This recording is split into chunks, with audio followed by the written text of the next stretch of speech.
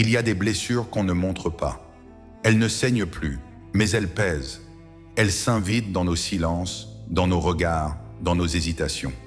Tu penses avoir tourné la page, mais parfois, tu sens que quelque chose en toi se ferme encore, sans que tu le veuilles.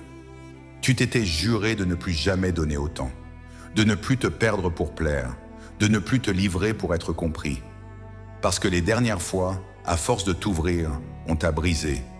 Pas forcément par méchanceté, mais par indifférence, par maladresse, par lâcheté parfois. Alors tu t'es dit « plus jamais ». Et sans t'en rendre compte, tu as construit un mur entre toi et le monde. Un mur invisible, solide, confortable. Tu vis, tu travailles, tu ris même. Mais personne n'entre vraiment. C'est ça le paradoxe de la solitude choisie. Tu crois te protéger, mais tu t'éteins doucement. Tu souris, mais plus rien ne traverse. Tu parles, mais personne ne t'entend vraiment. Tu vas à la salle, tu sors parfois avec des collègues, mais quand tu rentres chez toi, le silence est lourd. Pas parce qu'il fait mal, mais parce qu'il ne répond à personne. Et tu sens que tu es fatigué de jouer le rôle du fort. Tu t'es longtemps dit que c'était mieux comme ça, qu'au moins, personne ne pouvait te décevoir. Mais ce que tu n'avais pas prévu, c'est que la solitude finit toujours par te demander un prix. Pas un prix matériel, non. Le prix de ne plus oser aimer, le prix de ne plus faire confiance, le prix de regarder les gens de loin, même quand ton cœur, lui, voudrait s'approcher. Tu observes les autres rire, se confier, s'aimer, et toi tu restes en retrait. Pas parce que tu n'en es pas capable, mais parce que tu ne veux plus revivre l'humiliation du rejet, la déception de trop donner pour si peu en retour. Tu crois que c'est mieux de ne rien attendre de personne. Mais en vérité, ce que tu cherches, c'est juste quelqu'un qui te voit. Quelqu'un qui comprenne ton silence sans te le reprocher. Quelqu'un qui ne fuira pas quand tu ne sauras pas parler. Puis un jour, tu réalises quelque chose. Tu comprends que ce n'est pas l'amour qui fait souffrir, ni l'amitié. C'est ce qu'on n'a pas guéri avant d'y entrer. Ce n'est pas les autres qui te blessent à chaque fois. C'est la peur de revivre ce que ton passé t'a fait croire inévitable. Cette peur t'enferme plus sûrement que n'importe quelle solitude.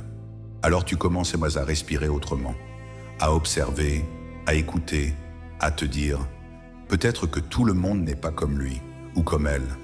Peut-être que certaines personnes peuvent rester sans trahir et petit à petit, tu recommences à t'ouvrir. Pas à tout le monde, pas n'importe comment, mais à ceux qui vibrent comme toi, ceux qui parlent avec sincérité, ceux qui écoutent avec le cœur, ceux qui n'ont rien à te prouver et rien à te prendre. Tu découvres que faire confiance, ce n'est pas être naïf.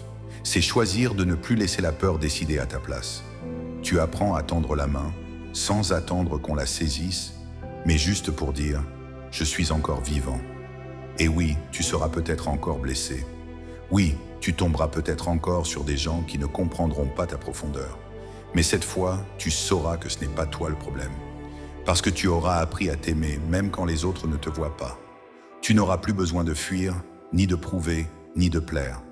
Tu sauras reconnaître quand une présence est sincère et tu auras le courage de t'en approcher. Réapprendre à t'ouvrir, ce n'est pas redevenir vulnérable, c'est redevenir humain. C'est comprendre que la force n'a jamais été dans la solitude, mais dans la capacité à rester doux dans un monde qui t'a rendu dur. C'est choisir de continuer à croire, même après tout. C'est apprendre à dire « je ne suis pas parfait, mais j'existe encore, et j'ai encore de l'amour à donner ». Parce qu'à la fin, la vraie force, ce n'est pas de ne dépendre de personne, c'est d'avoir traversé la solitude et de savoir, malgré tout, tendre la main à nouveau. Si ces mots t'ont parlé, abonne-toi à Histoire sans frontières, parce qu'ici on apprend à guérir sans renoncer à aimer.